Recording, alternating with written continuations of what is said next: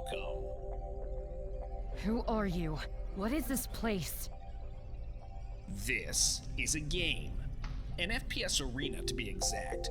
An elegant genre from a past age. Modern gamers, well, just lost their touch. No bunny hopping, no rail flicking, just mindless immediate reward. But I've discovered that through necromancy, you can revive a dead medium as well. So you're a sorcerer? A wizard. And I summoned you here because this game needs players. And you, my dear, are one of them. Now, get into the portal, you'll meet the others.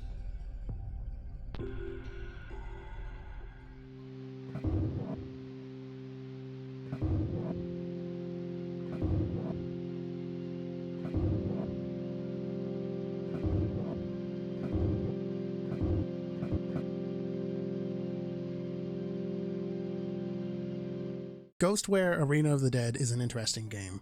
At least, its premise is interesting. It's styled like a game from the late 90s to early 2000s, and no, I'm not just saying that because the game's protagonist, Molly, looks the way she does. The game's core story is just okay, but the implications of the larger world and the lore and stuff like that is where I find the interest in the premise. The gameplay, when you're actually fighting, is fun as well. I enjoy the first-person shooter combat, the arena-based levels, and even the more Half-Life-y stuff that comes later in the game. But I bet now you're waiting for the other shoe to drop, so here it is. Ghostware Arena of the Dead is a decent game that's held back by some rough bugs, some meh platforming, and just sections that are largely absent of like enemies or anything to really interact with. Had the first half of the game been what the whole game was, I think it would have been a lot better, versus the latter half of the game, which kind of feels more like a stream of consciousness of, oh, we could try this here, oh, we could do this there. The good news is, the latter portion of the game, that introduces some new things to keep things fresh in the game's short runtime. That is really cool, but it's not as fleshed out as it could be, and the bugs and the jank still make it largely easy to just ignore some of that new stuff. But I'm getting ahead of myself, so let's talk about the story first. Hey, everyone, we got a new pal. Welcome to the nut house, little lady. Oh, finally! I thought I was going to be the sole lady in this game. Phew! Molly, look, we have a robot as well. Hey, robot, say hi to the new girl. Still out cold? Greetings. I am an occult hunter. You can call me Helsing, I suppose, since this shabby ritual made me forget my past. Okay, that will be enough. Now, a new mode of combat. Time to conquer dominant zones. Oh, like in the King of the Hill? No! In Ghostware Arena of the Dead, Molly, the main character, is brought back to life with the power of technology and necromancy by the Wizard, or Wiz for short. She, along with other characters, are then forced to participate in arena-based death matches for the entertainment of the people in the real world, because Molly and the others were actually brought back to life in a game world, where they can constantly die and respawn and keep entertaining. All of this goes on and on until she meets the Hacker, an anonymous person looking to get to the bottom of everything happening in the game's world as well as the world outside of it. As I mentioned earlier, the lore, the world, all of that, I read all those tidbits, or as many as I could find. I found that interesting. The story itself, while I believe it's paced pretty well, it's just not as good as I thought it could be. Like, it feels like a lot of it was being held back for a potential sequel. With that said, the story does well enough to get you from point A to point B to point C and then through the end of the game. The dialogue between the other combatants is fun and pretty lighthearted as well. Sure, you have to kill them by the time you get in the arenas, but that doesn't mean they can't be chill outside of having to kill you. You don't get to know them well enough to have favorites, or at least not in my opinion, but they're still fun to be around.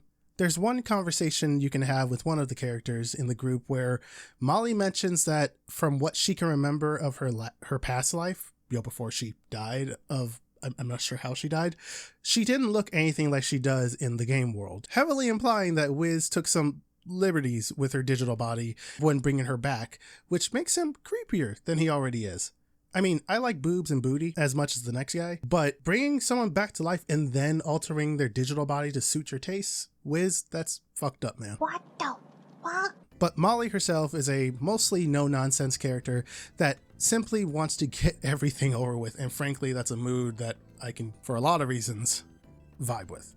Anyway, the game's story also leans on horror a little bit as well, which I found pretty cool, but honestly, horror is probably the wrong word for it. I'd say it's more like an unsettling liminal space thing. You can revisit levels where you fought your comrades, or enemies, depends on how you want to look at them, to the temporary death to look for webscapes that contain lore and stuff like that. But when you do this, there are ghostly bugs in the game where ghosts will stalk you or ghostly minds will attack you. And even if neither of those things are there, since it's a little random, it seems, entering a space that used to be populated with enemies to fight and high-octane action only to find empty space on empty space with weapons lying around, I don't know, that's really creepy, and I kind of love it.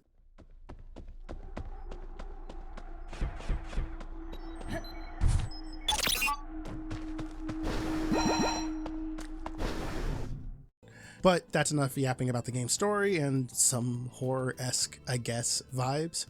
Let's talk about the gameplay.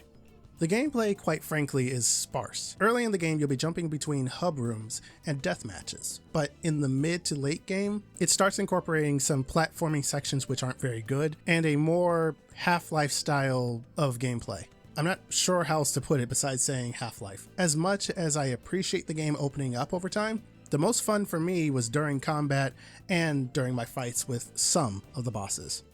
Now, I didn't mind the more exploration-focused stuff, but it's certainly not what I expected when I picked the game up. The other downside to the game opening up some more is the fact that there is rarely anything there to remind you of what your objective is. Initially, it's just going level to level, and that's easy enough to follow. It's pretty linear. But there's nothing there to remind you of what your current objective is once you're in the more open parts of the game where you can explore a little bit, especially when you unlock the ability to fast travel. Now, I'm not saying the game should have gone full Ubisoft with reminders and quest markers galore, but just something to remind me of my current objective in the pause menu would have been nice, like, I need to get to the blah base, or I need to make sure I do this. NPCs in the game will generally tell you what you need to do once, and then leave it at that. So if you took a break, and then you returned, there's nothing there to immediately remind you of what you were doing. Even if you're standing next to them, you could try talking to them again, but they might not tell you what you have to do next. They'll just be like, come back to me when you do the thing, but they won't specify what the thing is. You know, it's that thing. In fairness to the game, it's not that big when it opens up, and there aren't many other places for you to go, so you'd eventually get where you need to go through process of elimination, but it would have been nice to just have a general reminder, very general reminder of what you need to do once you get to the latter portion of the game where the player might have done some exploring and forgotten what they needed to do. Ricocheting back to combat real quick, the game is obviously a first-person shooter and models its combat similar to that of classic-ish arena shooter games where you can carry a multitude of different weaponry. Each gun handles decently, but I preferred to use the shotgun and the bubble gun. One is, well, a shotgun, it go bang, and the other is a gun that fires these cool pink bubbles that can ricochet and then explode. It's pretty satisfying. I played the game on medium mode and it's not very difficult, but time to kill is fairly fast. Thankfully, you respawn just as fast. Now, there was one boss fight that was fairly boring, and it was one where you just had to shoot it when its shield went down when it was trying to shoot you. All you have to do is just kite it in a circle and just keep doing that, and it can never hurt you. In that fight, you're essentially playing Ring Around the Rosie until one of you falls down. Not the most engaging fight. The other boss fights though, ooh, some of those were really cool. Some bosses will like zip around the ring, and some of them will teleport, some of them will block off certain items that you need, or at least one of them did. Like, oh no, you've blocked off my healing items. Okay, now I really gotta focus you down. And those fights were cool. But that one specifically, I was just like, eh. An interesting twist to the gameplay that ties into the overall narrative is that by the halfway point of the game, you will be able to explore reality, or at least some areas in reality. The game is still level-based after all, so it doesn't suddenly become an open world. Since Molly is technically a digital reconstruction, she actually ends up limited in movement and the like she's being forced to mostly adhere to reality's laws of physics. Prime example, she can double jump in the digital world. In the real world, she can only jump once. I know, it sucks. She can still slide at Mach 10 in the real world though, so she has that going for her, I guess. The plus side is that unlike the digital space where her weapons don't persist outside of arenas, weapons do persist in reality. Who knew? Beyond that, reality also gives you new enemy types to deal with, but let's just say that the enemies outside of the combat arenas aren't very smart. That's right, it's finally time to talk about the bugs. If you stand far enough away from ranged enemies, or even melee enemies that you just get away from, or far enough from, they'll simply stand there and take your shots. Except for one enemy type that instinctively dodges after being shot every time, but even then they won't fire back. I was debating with myself as to whether or not I should exploit it, but just to see how far I could take it in those sections, I did so anyway. And yeah, I got away with it a lot. I even did it to the final boss. Got far enough from him where all I had to do was just shoot him from a distance and I won. While I'm here, let me talk about the other issues. There's a spot in the cramped level where you can fall through the map and are forced to quit the game because there's no kill floor. I only slid into the hole because I thought there'd be a secret in there, because secrets are a thing you can find in this game. But the only secret I found was the Call of the Void. The game operates with manual saves, so be sure to do that often, because if I didn't do it before that point, I would have had to do that level again. The level wasn't very long, but I don't want to do something twice if I don't have to. There was another bug that was annoying, but frankly pretty funny, where one of the ghostly enemies killed me during a cutscene because it was still chasing me, which was nice. There's another bug where you can pause over the save menu. Aggravating. I only managed to click continue and move on because I managed to click just before my cursor disappeared. In Chapter 4, my pistol randomly became invisible, but that could be a bug that came from me playing the Trespasser mini-story mode outside of the main game. That bug wasn't as big of a deal since all I had to do was just walk through the door to the next area and my pistol reappeared. Cool. It did persist through me quitting out of the game and returning though, which I found weird. Until I entered the next area, got a cutscene, and then I had my gun back. And finally, as much as I tried to tolerate it, the text boxes are inconsistent. Sometimes they'll move on by themselves when a line is finished. Other times the text box will disappear when the speaker is done speaking. And then you have to remember to press E to skip to the next box.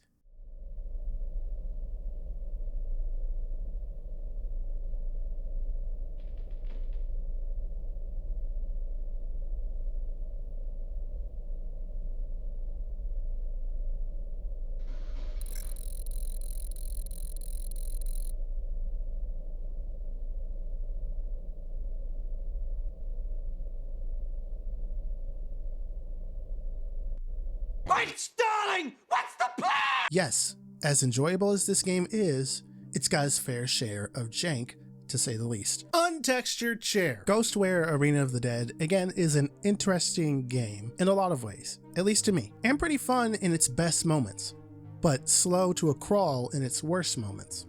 I love the blend of action in its combat encounters, as well as the more creepy times in the game where you explore levels you previously completed. However, Ghostware's bugs were too plentiful, and sometimes even egregious for me, and the game isn't all that long, so it makes them more apparent. Had the game been longer, the occurrences of bugs might have been more spaced out, so it wouldn't have been a big deal. But because it's so short, they're much more noticeable because they happen more frequently in that short time span. So as much as I'd love to give this game a full recommendation for the vibes alone, I'm going to have to give it a caution. The price is $19, so that's fine. And the game itself, again, is still decent overall. But those bugs, on top of the other points that I said before, they just all added up and dragged it down for me. But hey, a caution is still a recommendation. It's just one where I say, you should check this out, but beware of all of this. Like trying to recommend Final Fantasy XIV to someone because you know how great it gets over time, but having to also tell them straight up that, hey, A Realm Reborn is a slow burn and early levels are a bit of a slog to level through. And some people just aren't willing to go through tens of hours of story that may or may not interest them when all the good stuff happens later. It'd be like that. Now, if you'd like to play Ghostware Arena of the Dead, you can pick it up on Steam for $19. Now, there is another game from this developer called I'm gonna butcher this pronunciation, like technoplasm, it has an X and a Z, like TEX, and it's on the screen, you can see it, that that released before this game. So I'm assuming they're in the same universe. That's what I'm gathering. I might look into that too.